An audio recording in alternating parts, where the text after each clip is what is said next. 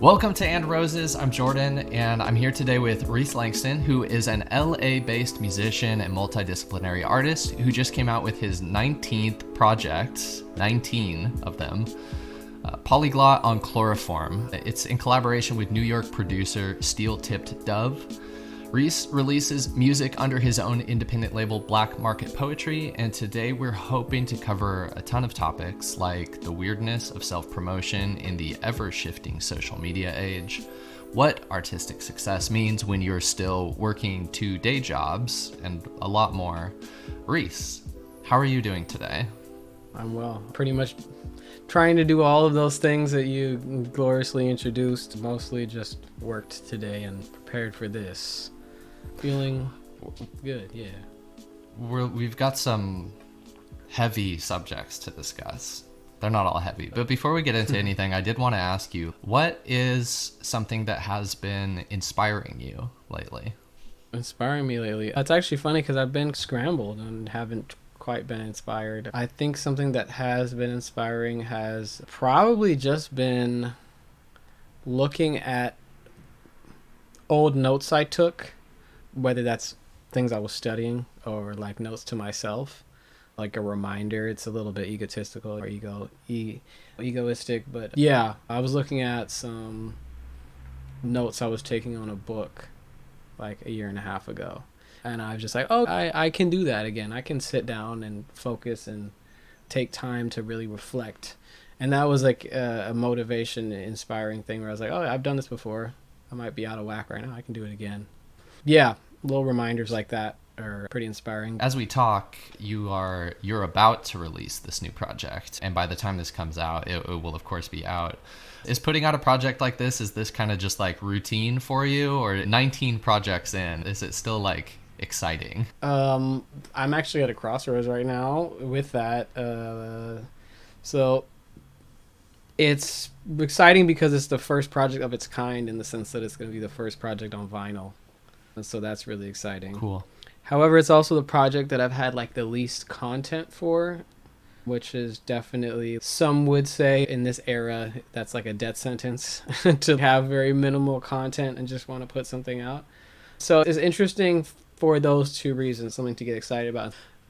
Something I could be apprehensive about, but I'm not quite. I think tabulating all the projects to give you the number of how many those were, this is the 19th. Not everything is super long. This is only a 20-minute endeavor. But, I found, the excitement is changing. I think I could put out a lot more music and have it be even more, not even more, I have it be pretty mechanical. And so I'm trying to make sure it's never that. I think right now a lot of like personal and macro, like micro and macroeconomic forces are like affecting us all, and definitely like releasing an album right now with where just I am personally, different kind of thing where like the money situation or the time situation factors are a little bit different, because I've sunk a lot of my personal finances into releases and been fortunate enough to have that money through the years and stuff like that. But there's only so much of that you can take on yourself. Yeah. Can you tell us a little bit about the new project for anyone who's not familiar with your work? Obviously, you've covered a huge variety of genres. If anyone's going to check out Polyglot on Chloroform, what are they going to hear? Yeah, so I like you mentioning that. Definitely, it's smart to say that it's a dice roll if you just were to click on a random project of mine. I did that. When I was preparing for this, I was like, okay, I got to listen to Rhys's stuff. And yeah, you've done a lot. Yeah, thank you. I think that's trying to like chase myself a little bit and catch up, be my own competitor a little bit. It's not straight up rap music, but it is like taking the rap approach first. It's not going to be something that is solid like that. It's, it's focused on rap, but in my particular or my own kind of disposition, it's making that as weird as possible. There's anything from, I don't know, something like that could be a post-Earl Sweatshirt kind of rap song to something that is a kind of like linguistic gymnastics, Blackalicious bus driver type Dovey Diggs type, just multiple syllable thing. But there's even like a song where I am singing, and it's like a ballad about heartbreak, and with it, so the approach is simplified, but it's never simple, I guess I should say. Yeah, it's funny. It was I was listening to the new one just the other day, and I was thinking like I don't know how I would describe this, but I was enjoying it, and yeah. Okay, that's important. You're listening to this podcast, go check it out. Rhys Langston on where should people find it, by the way? We're going to do a staggered release. So for the first 7 days of its release, it's going to be on Bandcamp only. And on May 7th, I believe, it's going to be out on all the corporate ubiquitous platforms like Spotify, Apple Music, and all that. Yeah. So if you really want to support, by the time you're hearing this, it'll be past the 7-day window, but you go to Bandcamp. Yeah, and the vinyl will be a very limited run too. We're not just saying that. Like for manufacturing and overhead costs, it's only going to be 100-piece run, and we're only going to sell like 85 of those. I was if joking. You're listening to this and you bought it on Bandcamp and you think it's good, buy the vinyl. Yeah, How about that? Yeah, exactly. And honestly, like the secondhand vinyl market, I hope to blow up at some point. And when I do, you can sell it for $600 secondhand. So. That's right. Yeah. Get also, your bread up. On Ann Rose's, yeah, we've got investment tips. That's right. Yeah. One of the things we were chatting about is just as an independent artist, as any kind of artist, it's just such a weird, the whole like self-promotion. What an interesting thing. It's not enough, and I've been thinking about this with regards to this show as well. Like I've been working so hard I want to make something that's like really quality, that's really good, like just production. Like I know that there's even better stuff out there, but I'm trying to make it as good as I possibly can because I think this is a great idea what I'm doing, and I want to put it out there. But it's not even enough to just put something really good out there. Because a lot of other people are too, and also because we live in this world where our interactions with each other are mediated by like these social media giants and algorithms. And it's not enough to work really hard to just make an interesting thing. You also have to, if you want people to listen to it and take it seriously, you need to work really hard at just putting it out in people's faces, which for me is not always the most like comfortable thing to do. How do you feel about self-promotion as an artist? Tricky question, to be irreverent and blunt. If I were just one to be that way, I'd say like it sucks. It's soul sucking. I definitely feel like I am working under someone else's like operations and terms. Like these methods to self-promote are not necessarily those that I set out for myself, but they're the conditions I'm working in. I don't have a marketing budget. I'm thinking about things like that, but social media is my form of marketing, really my tool for that. The personal and the more public form of communication have been completely muddied together, and I think that creates something where we have, on a personal person-to-person level, I can want to post photos of my recent engagement, and that might be on the same profile that I post my music and my writing and stuff like that, and that in and of itself is not a problem. But I think there is, like, when I'm using my social media accounts to try and get more clicks on Bandcamp, purchases on vinyl, everything else, and then I also want to share genuinely personal information, it can get, I wouldn't say always dramatically, but it's like uncomfortable and a little surreal when you really think about it. In the moment, it's become so natural. But I think like even in personal things, we're thinking about the most clever caption or like the most eye-catching thing or the best photo to advertise ourselves at the risk of sounding like a 20th century aphorism philosopher or whatever. But I think we've inculcated and intaken the logic of slogans and advertising in every form of our lives, and particularly when I'm the sole machine of my promotion on these accounts that I run myself. But yeah, there's just that dynamic that's constantly working. Can I ask you like a very an impossible to answer question, but I want to hear what you Love have to it. say about this. I love those questions. So, when I was thinking about this conversation and some of the things we were chatting about the other day, I was just thinking about self-promotion, and I was thinking about just how so much of even like mainstream art, even like the work itself is like engineered for engagement. I feel like there's just discourse around like songs that are written just for one single line to be grabbed to use as a TikTok sound.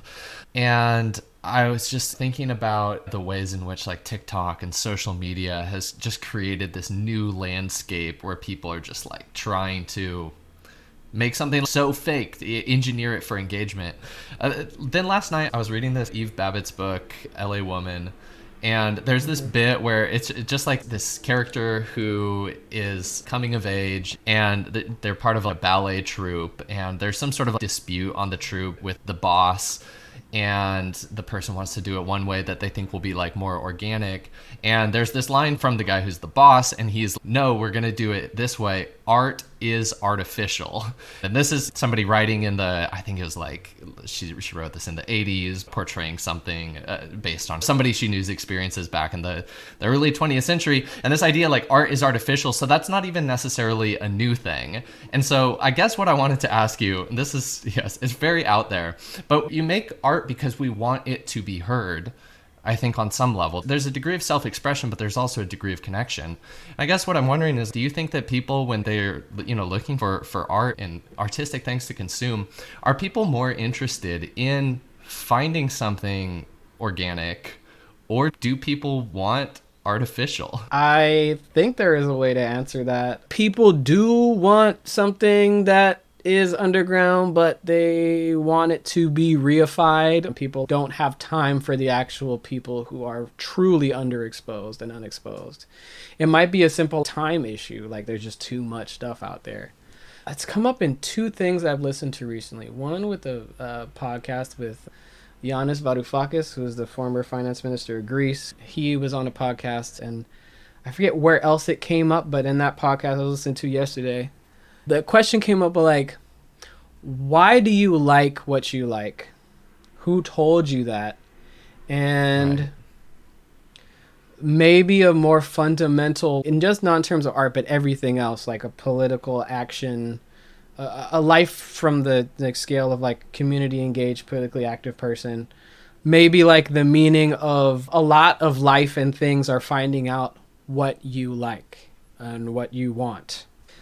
And so, to answer your question in a somewhat non-answer, but just look on Spotify, Discover Weekly, like that whole thing has been appropriated by the industry and stuff like that. I do think that people are interested, but I think we're duped a little bit into thinking things are more organic than they are, and not like things are being fed to us. There's been a lot of exposés on artists who were signed before they announced they were signed. And somehow, it's particularly as an artist who doesn't have a marketing budget, who doesn't have a team, doesn't have whatever, you often wonder, like, how do people hear about these people? How did these, in terms of the logistical thing, right? How do the links to these people's work proliferate and get shared? I think to a certain extent the algorithm is random, but there's no transparency on it. It's who's paying to have shit bump to the top with a line of code or something like that. I think it's this very thing. I think, yeah, the aesthetics of organic discovery, the aesthetics of the unknown artist, have been appropriated so much by the powers that be. Because it is an aesthetic thing. It's like a authenticity. It's like a presumption of authenticity, I think. Yeah. And it's weird. I don't know. I can't answer, but I can give you that framing that I see right now. Yeah, well, I told you it was an impossible question. But it's interesting, though, because there's that kind of thread there where it's almost like we're talking about like consumption, about like consumption of media and culture. And there's, like very big conversations about like being a conscious consumer of like the clothes you wear and where that's sourced from, or the food you eat.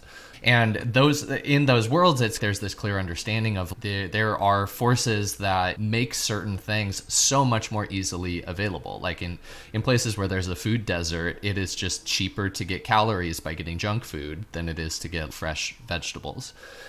And it's interesting to think of that in terms of, and maybe it's almost a little like facile to say this, but to think of that in terms of like conscious consumption of your media, it is almost like a way to be a more whole person by just interrogating what are the sources that are informing your tastes, because there is a lot of money that is like going into informing your taste. And I'm not saying liking pop music is bad. I'm not saying liking something on a major label that's blasting on the radios is a bad thing, because that stuff is really fun. Yeah. But it is almost a way to learn something about yourself and get in touch with yourself by like just making this extra time to learn, like why do I like this and what do I really like. So then back away from the consumer side, back onto the artist side, your side, I want to talk a little bit about the subject of like success and how you think about success. Tell me a little bit about like your current situation where you are not a like multi-millionaire artist whose songs are constantly on the radio, but you have made some beautiful things, and in your day job you're a upstanding contributing member of society. Tell me a little bit about what your life overall looks like and how you think about success for yourself right now. Yeah, true. So I am fortunate to have been raised by people who made a living in the arts.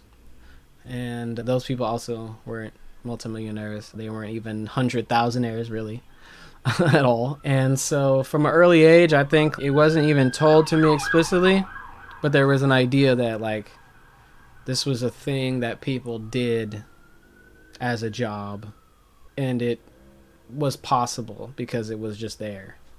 And so I've been fortunate to keep going, because where I'm at, definitely I feel would discourage a lot of people who might have all or nothing viewpoints of success.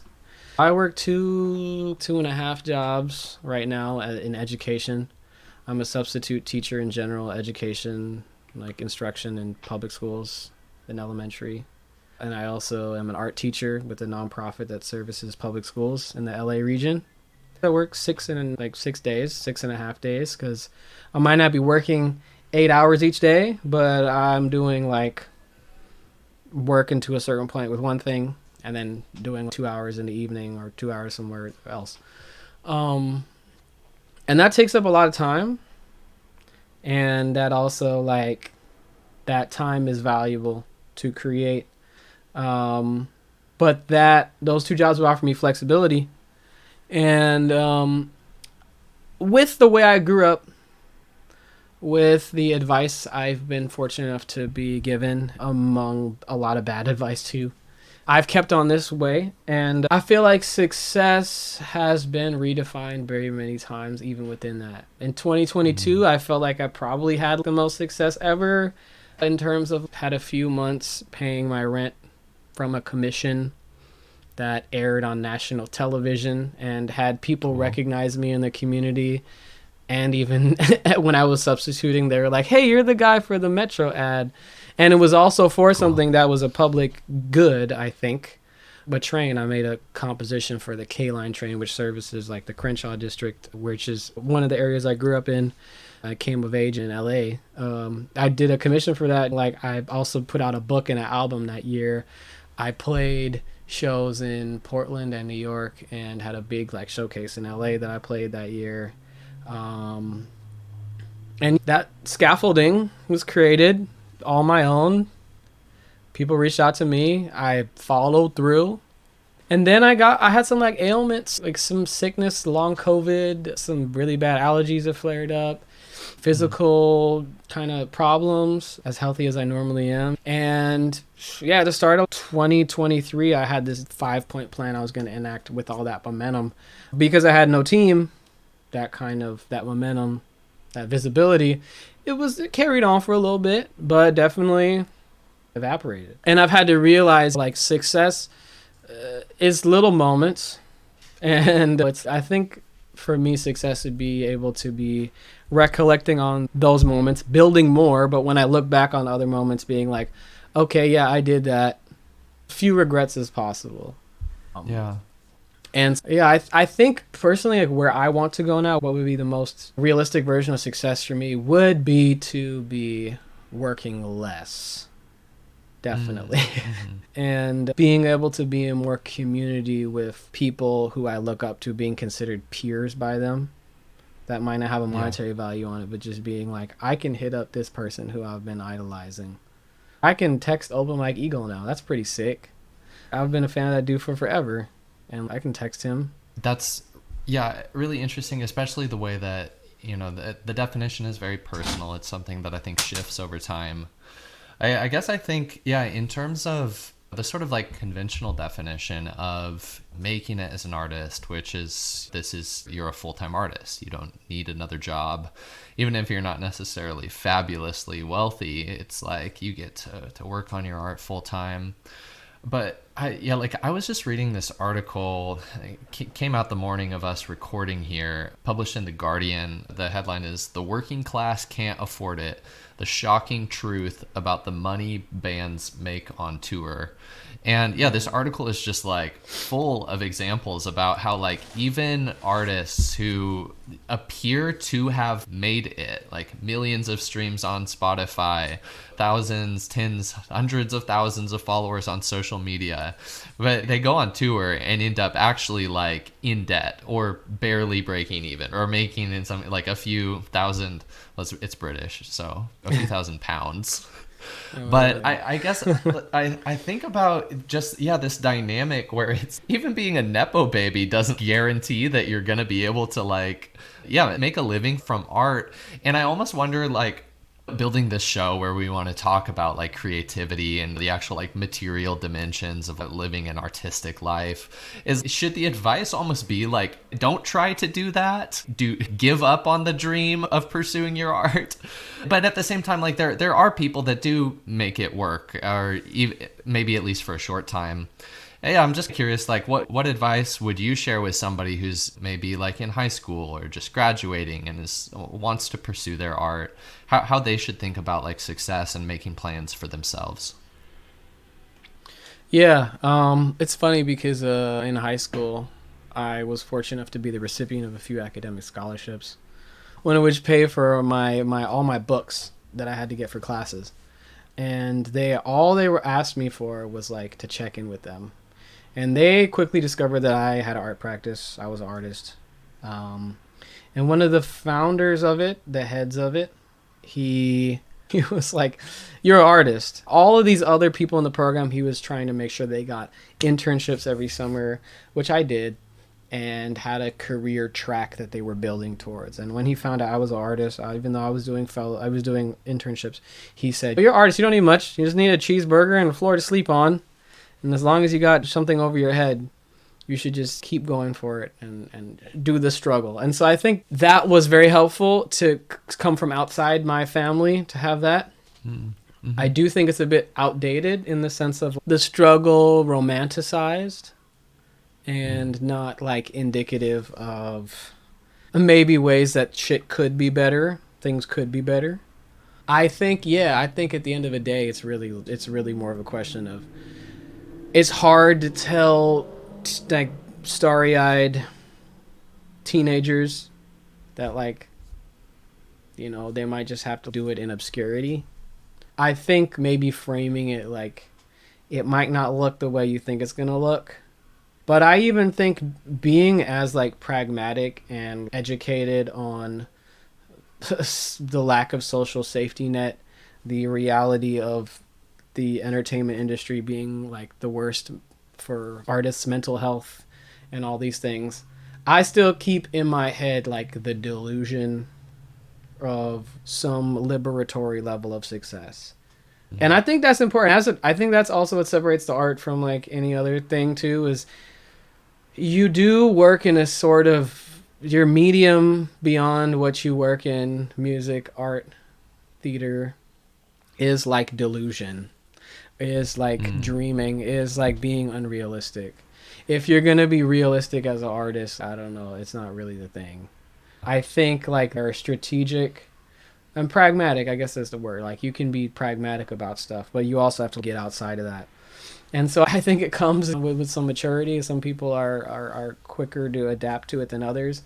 I used to like fucking complain on social media all the time about feeling like unseen and lost and stuff like that. I don't do that as much.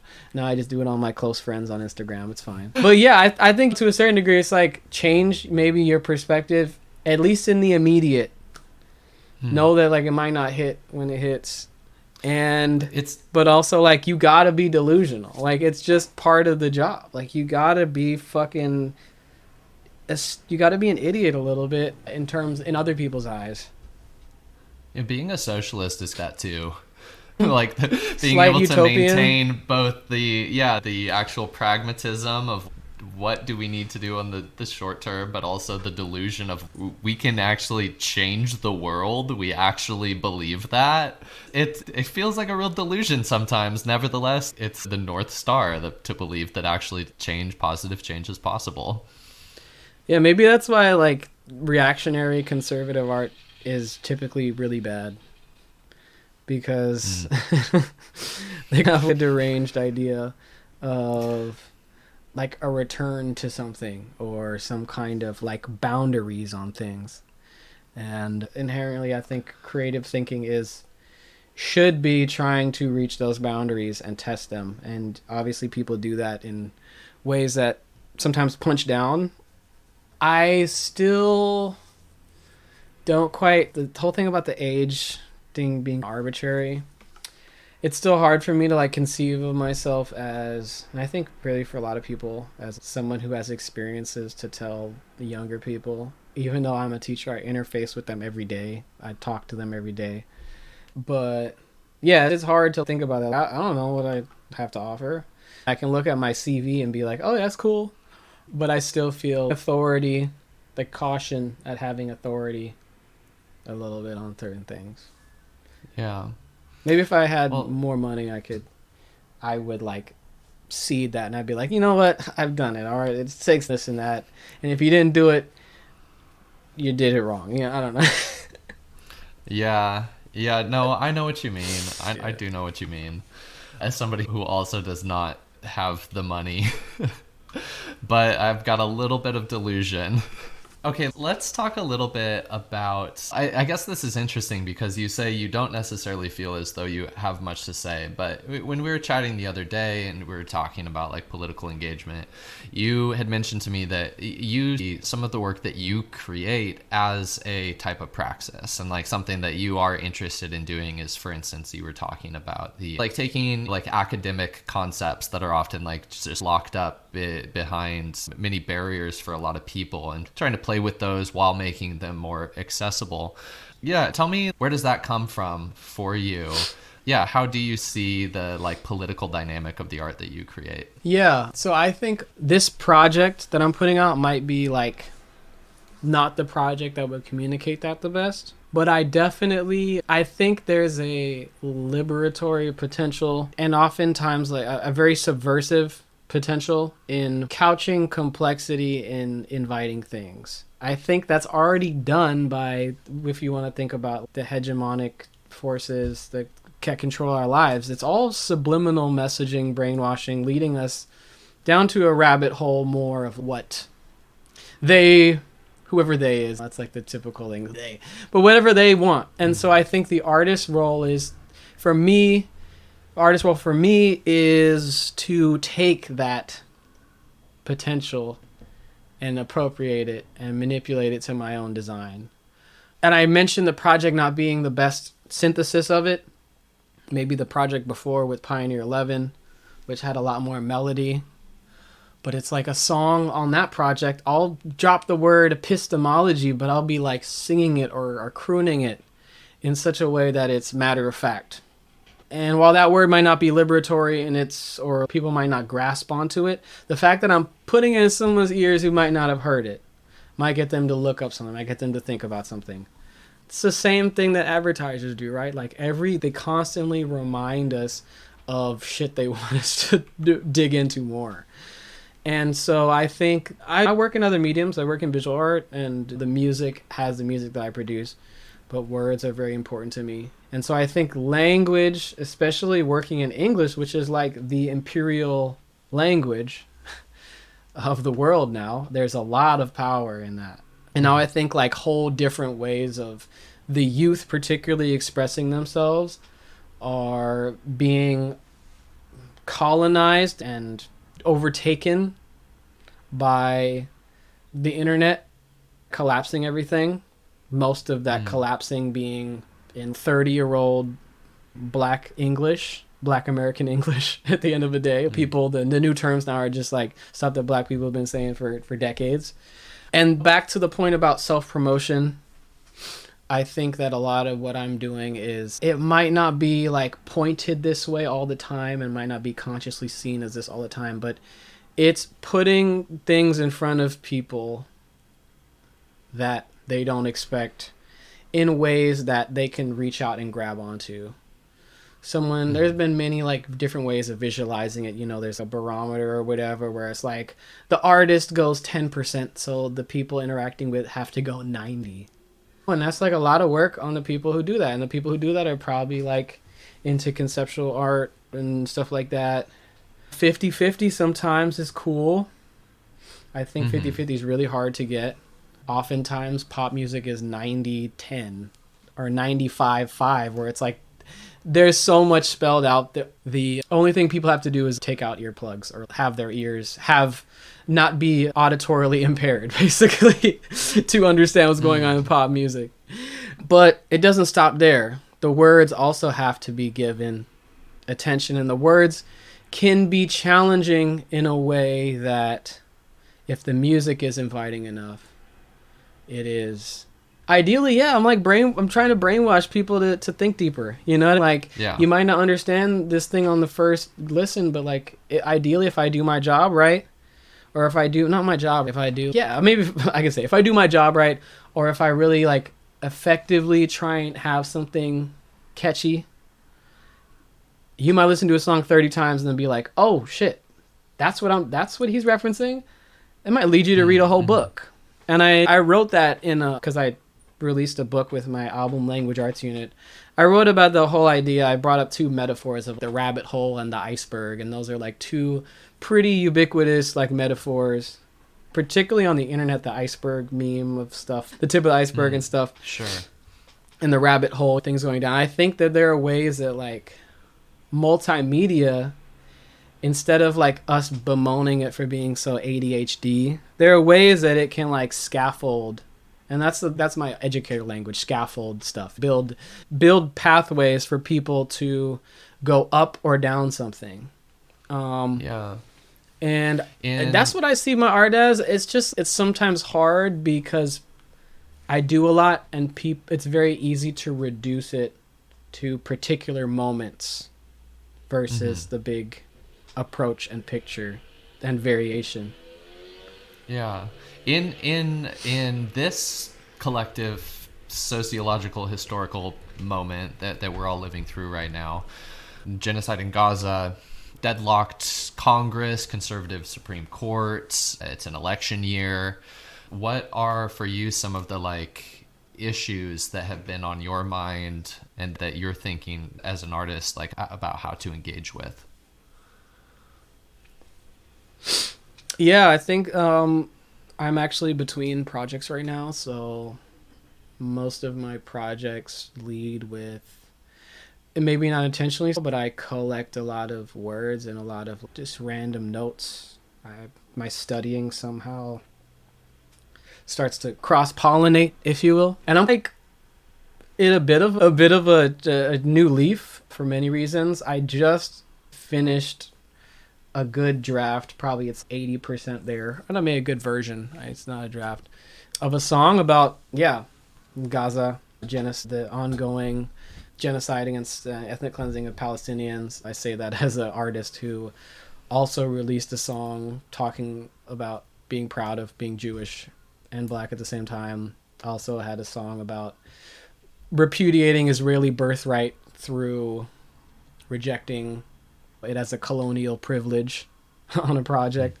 So it's not new, and I think, not to pat myself on the back, but a lot of stuff that I've been writing that will come out, like on Polygon and Chloroform, there's a bar about it's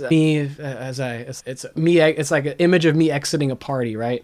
As I exit onto Mulholland Drive, I check my phone's time. I have a pitch to prepare in the morning. It's a sitcom about human rights in Palestine. I wrote that in 2022. I honestly just did that because I watched the season of Rami where he goes to Palestine, and I thought, I was like, oh, okay, a sitcom. Like, it was not a sitcom, but I was like, it was just in my mind at the moment. And when issues don't go away, and issues of that degree, they come up, and I think if you're tuned in, you'll find ways to connect it. And that's what I feel like is going on right now. Again, not to give myself too much credit, I do think that I'm just trying to look at right now. What's really interesting to me is the swath of things going on, and being very interested in communicating, particularly to people who might be wanting, to have these conversations.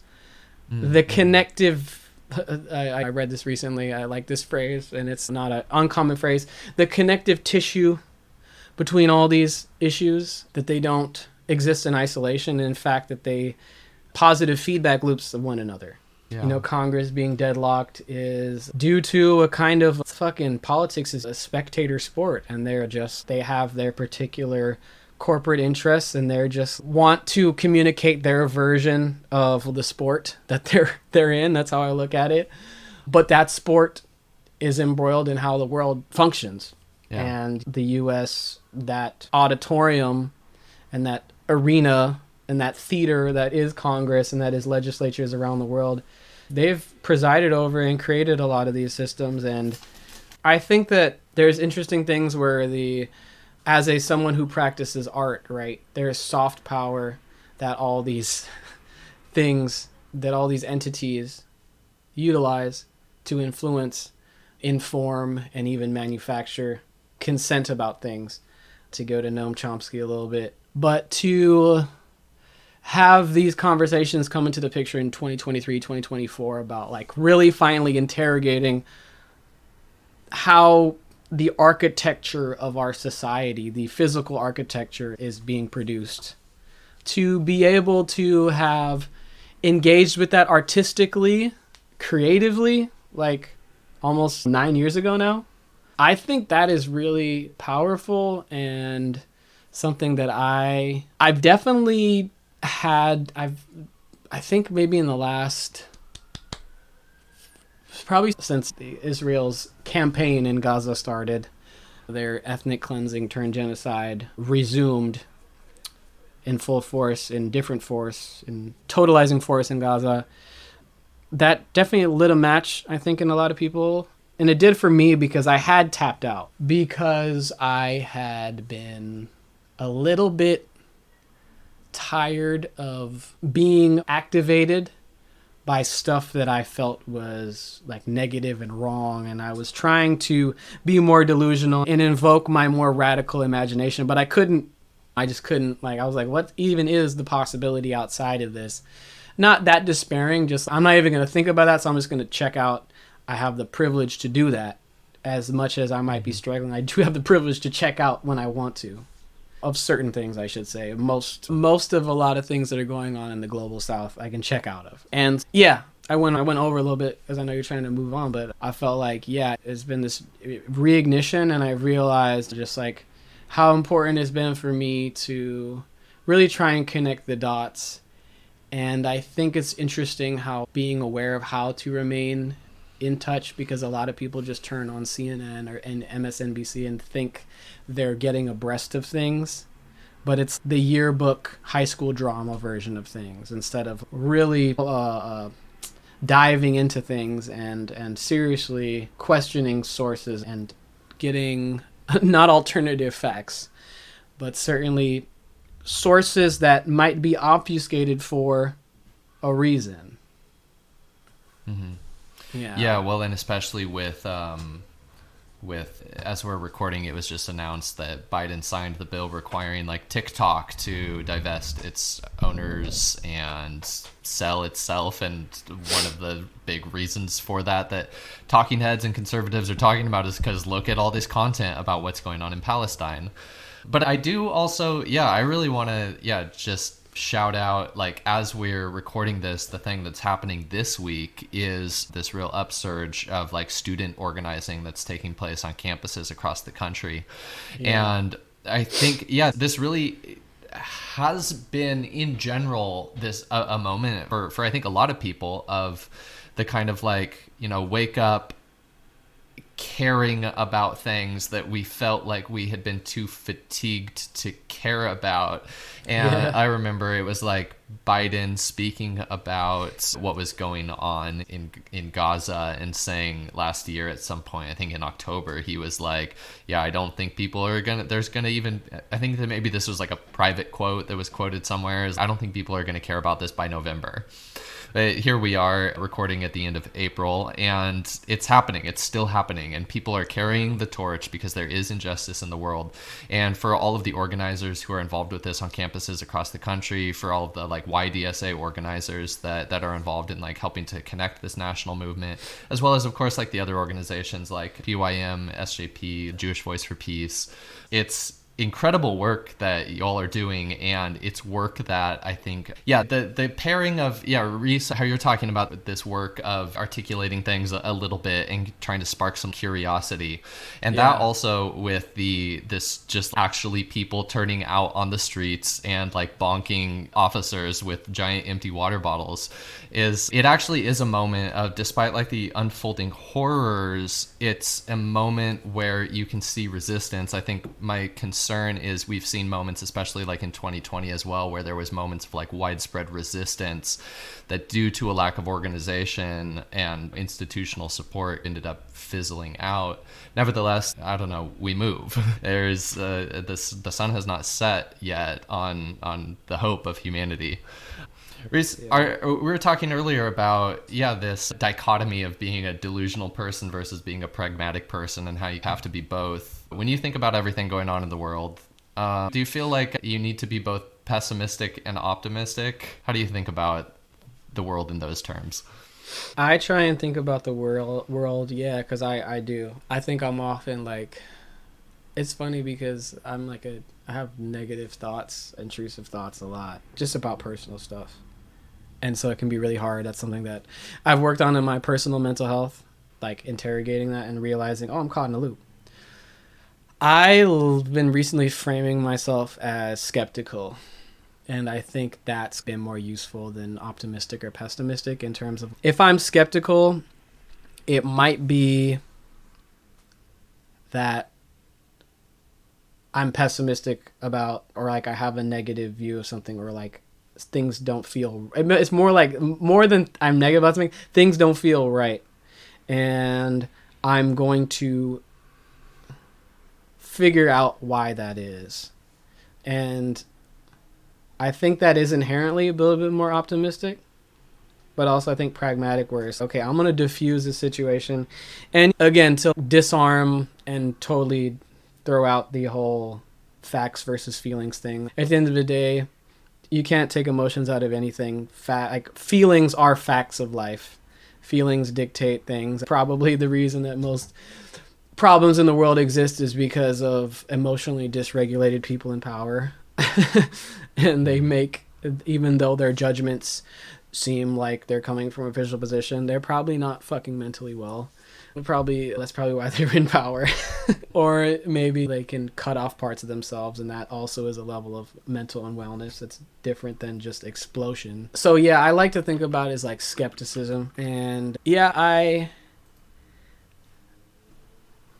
I'm trying to do that more. I can't say like that I'm a paragon of that, but that's how I've been trying to retrain myself. Also because, going back to like our first question of things, pretty stressful work that I can be involved in. And so Unfortunately, just through dealing with that, learning how to de-escalate. As an educator? De-escalate my emotions, or being able to pivot really quickly or calm someone down. I've had to have my shit together. And I guess that's required me to look a little bit more inward. And some people obviously don't have that time to do that, or that have had the entry points to do that more than the time. And dude, shit is terrible. Definitely trying to remain activated by this stuff, because depression is real. I've had it. Probably comes in spurts, I'm sure, here and there for me. I'm sure a lot of people have it and don't realize they do. I think to counteract that, it's, okay, this shit that's really messed up, the stuff that's really messed up, is it going to activate me in a certain way? And if it's not going to activate me, can I tune it out until I'm ready to receive that activation? Because I think like it's pretty easy to get like paralyzed, and then the paralysis becomes passivity, which is very easy for the ruling class, if we want to call them that, to I have no problem use with against that. us. Yeah, you know, I've just been using my chances, been using powers that be, industry, ruling class, capitalist pigs, whatever. There you go. Well, it's Miriam Kaba. I don't know how to pronounce her name, but so, yeah. Let this radicalize you rather than lead you to despair. It is a great line. It's not always easy to do. Oh yeah. But it's aspirational. I think, yeah, if being somewhat propelled or kept in education through it being my main work experience and like my necessity of earning money, it has given me certain tools and it's forced me to have a certain outlook. Also, it's pissed me off a lot dealing with structural issues there. But I think I've probably remained in it because if you're going to be in education, you have to believe that people maybe have more capacity than they do, or you have to find a way to be an activator of people or be able to meet someone where they're at. I mean, a large part of the issue is education, miseducation. That's a whole other thing we could have a whole other episode about, I'm definitely sure. And unfortunately, yeah, we don't realize so much about the Black Panther Party and all these parties and the things, movements in the middle of the 20th century that took over. They were involved in active political education. And we don't realize that everything we do, maybe you do, and us who might be listening to this realize, the average person might not realize that everything that they're being fed to a certain extent is a form of a political education. It's like being fed the little bits of poison until your immunity becomes so much that you keep tolerating it. You have complete immunity from it. Not the perfect metaphor. But yeah, I think looking at education, it's the same. Like education and art are separate from life, where it's like they are integrated into life. But there's many other compartmentalizations we can talk about. And I don't know. Yeah. I think we will need to talk about them on another episode. I think we're at time, but Rhys, thank you so much for coming on the show. I really enjoyed this conversation. Yeah, it's been wonderful. Thank you so much for asking me. I definitely resonate a lot with just where you're coming from and how you've managed to get something halfway coherent out of me. It was great. It was really good. Thanks so much, everybody, for listening, and make sure to check out Polyglot on Chloroform if there is a vinyl still available. Snatch that up. It's going to be worth $600 someday. Asterisk, investment carries some risk of loss. All right. Thank you, Rhys. Thank you, everybody. This is And Roses. Bye. Peace.